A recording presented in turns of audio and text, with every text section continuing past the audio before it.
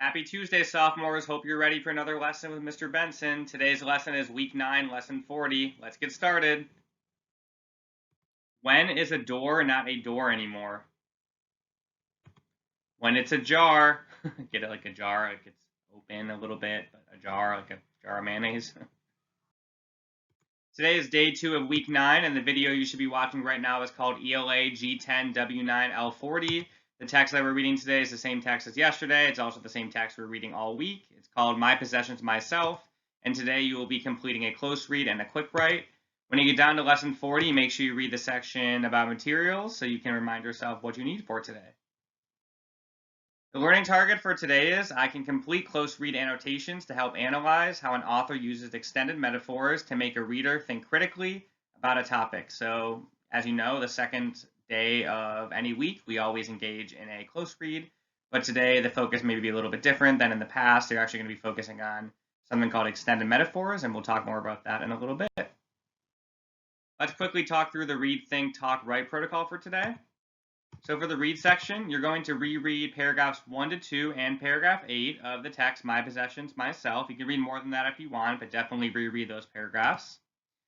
And you'll use those paragraphs to help you analyze the author's extended metaphor. And then, like you always do for the close read, complete the close read routine, which consists of the annotate, question, and conclude. For the think section today, you're going to focus on an extended metaphor, which is a metaphor, comparison of two things without using the words like or as, that is developed in great detail. And we'll go more in depth about what an extended metaphor is during the model today, but that's all I wanted to share with you right now about an extended metaphor. And just know that today you're focusing exclusively on that.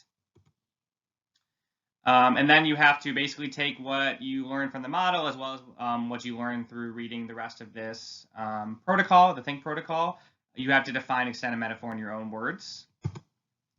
And as you read and engage in the close read of the text, you want to think about the guiding questions that are actually on the close read guide.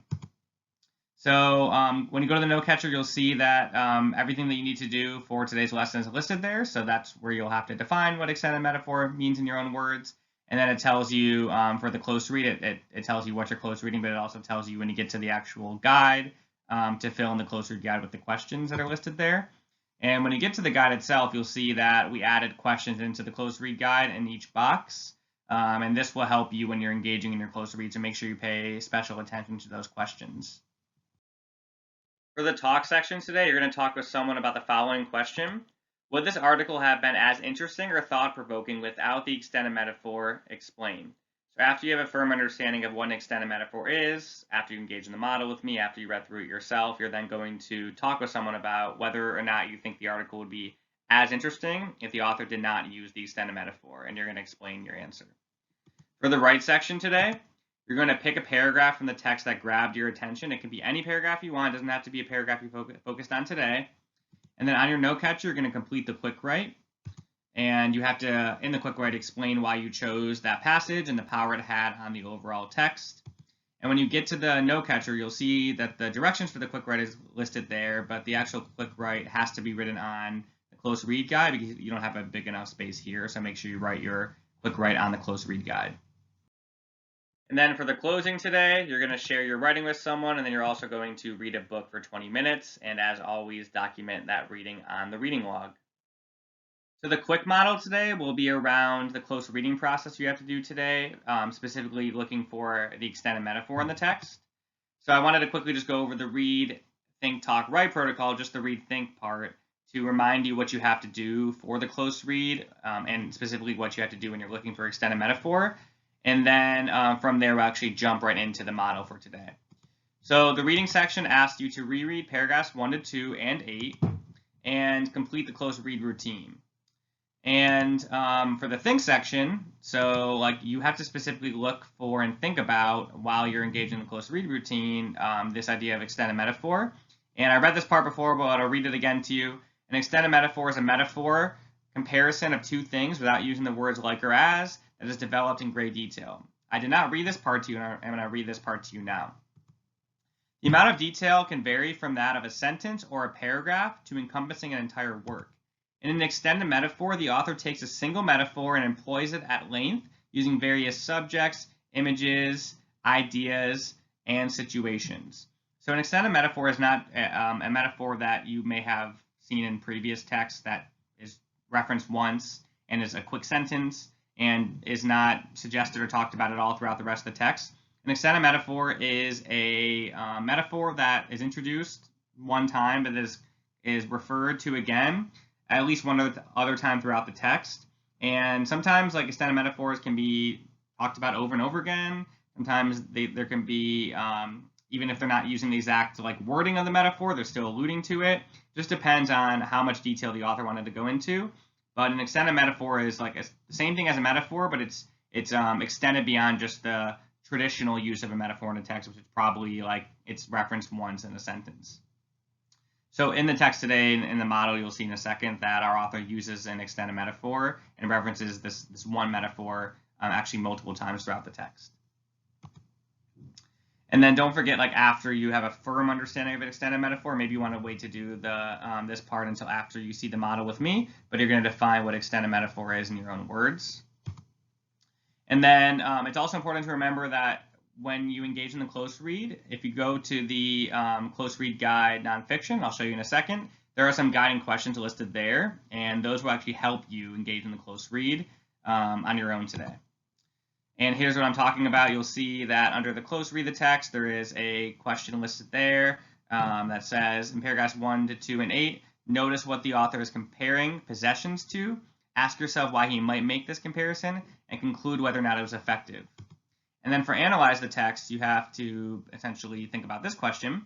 Why did the author choose this specific extended metaphor, and why did he choose to reference it in the paragraphs that he did? So we're actually going to look at these two questions when we engage in our model today, which is around the close read. Okay, so the first part of the two parts of the close read process is what's listed here.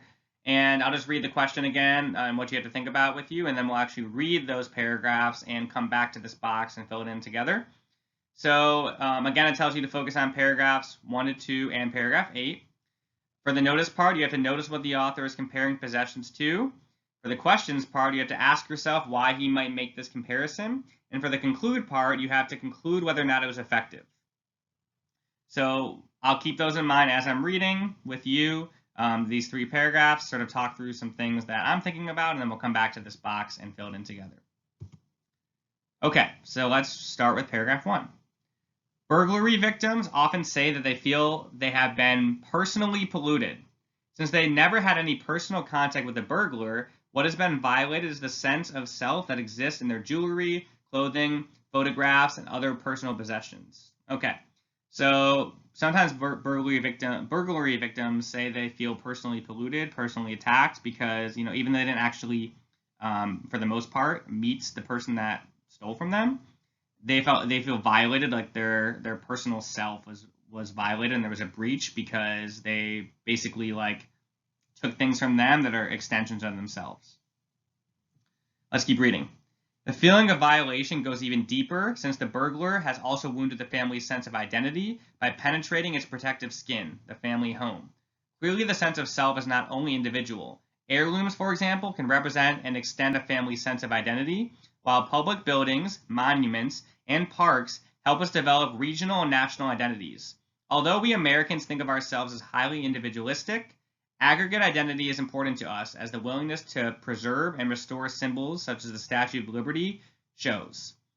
So the paragraph starts out by talking about how the violation that someone feels when a burglar steals from them is not just anger or frustration.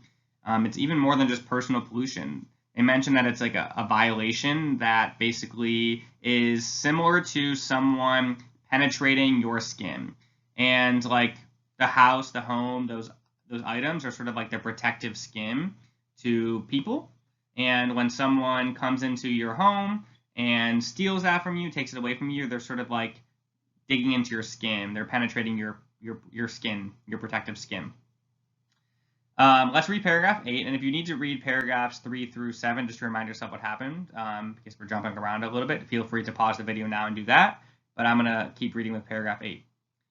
Objects were somewhat less central than body parts to the sense of self. Not surprisingly, the most important material possessions were dwellings, automobiles, and favorite clothes. each a kind of second skin that embellishes the sense we present to others. Automobiles were particularly important to the identities of the men. So here again, we see the author refer to the skin and how these possessions are almost like a skin, a protective skin, a second skin they call it here. So that's our extended metaphor. Our author keeps comparing the love of these items that are near and dear to people's hearts as skin. And when someone takes them from you or when they're gone, it's almost like your skin is being compromised in a way. So in the box here, the first part is to notice what the author is comparing possessions to. So I wrote that the author is comparing possessions to skin. We just talked about that. The questions part, you have to ask yourself why he might make this comparison. Here's what I said. I said he might make this comparison because possessions can be an extension of the body, just like skin, right? Everyone has skin. Skin is a part of us as human beings, right? Animals have skin for the most part. Like almost every living creature has skin. So to call these items, these possessions, skin, to compare them to skin, it's almost like they're a part of us and they're an extension of us, because the skin is like the protective layer of us as people. And sometimes these items are so important to us that they protect our identity, they protect us. And for the conclude part, you have to conclude whether or not it was effective, this extended metaphor, comparing to skin. And personally speaking, I think this was effective because it helps the reader conceptualize why possessions can sometimes feel like a part of self. Because again, skin is something we all have, and while like it isn't always considered like some of your most as part of your like vital organs, it's incredibly important because it protects you. And I think that using something like the skin, which we all have, really helps the reader, me specifically, conceptualize why possessions are so important and sometimes can feel like a part of self. Okay, so the second part of the close read process is to analyze the text, and let's just read the question that's listed there to get a clear understanding of what we should be analyzing. So the question is, why did the author choose this specific extended metaphor? Why did he choose to reference it in the paragraphs that he did? So I'm going to take a stab at answering this, and again, you can have a different interpretation. Don't have to take my analysis, but feel free to use mine directly or use it as a starting point to build on it and add more based on your own personal analysis. So I said the skin extended metaphor was chosen because it obviously connects to the idea of self, and it is something that every single person has and can relate to. Skin obviously is a part of us as human beings. Like I said before, it's connected to ourself. I think for the most part, people don't always consider skin as like a vital organ. I mentioned this before, but it serves so many purposes. Like the skin is so important to the human body. So I think it's sort of like an underrated or underestimated contributing factor to like the health and safety of people. And so I think that the author used skin intentionally because it's something that's a part of us, but it protects us, and it's oftentimes not always seen as a part of us unless someone like talks about your skin directly. And so I think that's a really powerful connection there that everyone can make. And so that was a very intentional metaphor the author used. And the second part of the question is, why did he choose to reference it in the paragraphs that he did? So I said he chose to reference it in paragraphs 1 to 2 because it was a strong hook to capture the attention of the reader. Like, you want to really draw the reader in. And because I said a second ago that the metaphor was so effective, like if I'm reading this in the first 2 paragraphs, I'm gonna be drawn in to learn more about how are these possessions actually like my skin. And he also referenced it in paragraph 8. So I said he chose to reference it in paragraph 8 because it was important for him to come back to it. And it made sense to reintroduce the metaphor before discussing the findings of the research study. So for it to be effective, for it to be an extended metaphor, not just a traditional metaphor, it had to be referred back to again. So that's why it existed somewhere else besides paragraphs 1 to 2. But I said it was really important to reintroduce it, and discuss it again in paragraph 8, because that's right before the author introduces the findings of the research study. So if people are like really thinking about how possessions are almost like an extension of the body and the skin, they're then going to really see and internalize and make sense of the findings of the study and compare back to their own life, because now they're really like thinking about these things as a part of their self, and they're then going to be able to have a more critical eye and an open eye, I would say, to the research study findings, because they're constantly thinking about, myself included. When I say they, I mean me. I am constantly thinking about how my possessions actually are a part of me, an extension of me. And that was a really important time to bring it back up, because that's right before we see whether the research study actually had merit and whether it achieved the results that the researchers were setting out for. Okay, so close reading does not have to be limited to just the paragraphs that we went over. Even though it says it in the lesson plan, you can feel free to engage in a close read for other parts of the text that you found interesting and worthy of close reading. Those paragraphs are the only paragraphs where the extended metaphor is directly mentioned, but it is like alluded to in other paragraphs, so you can feel free to read those as well. Don't forget to go back to the other parts of the Read, Think, Talk, Write protocol and read the whole lesson plan, and just remind yourself what else you have to do besides just the close reading part that I modeled for you today. There's more you have to do, so make sure you go back and read that so you don't forget something. For tomorrow's lesson, which is lesson 41, the learning target is, I can engage in a critical review of a text to determine the advantages and disadvantages of being a culture that is driven by personal possessions. So part of the text does speak to some of the advantages of being a culture driven by material possessions, and then also speaks to the disadvantages of being that culture driven by material possessions. So tomorrow you're going to really look at those paragraphs and engage in a critical review around these advantages and disadvantages, and sort of make some speculations to like how that relates to real life in the real world. Thank you so much for learning with me today. I really appreciate it. It's always a lot of fun. A few quick reminders before I go. Number 1, don't forget to talk about your lesson with someone. Number 2, read 20 minutes and complete a reading log entry. The reading log is at the front of your packet. And number 3, practice reading fluency using the first or second page of your weekly reading, and you can go back to the front of the packet to remind yourself what you have to do for reading fluency.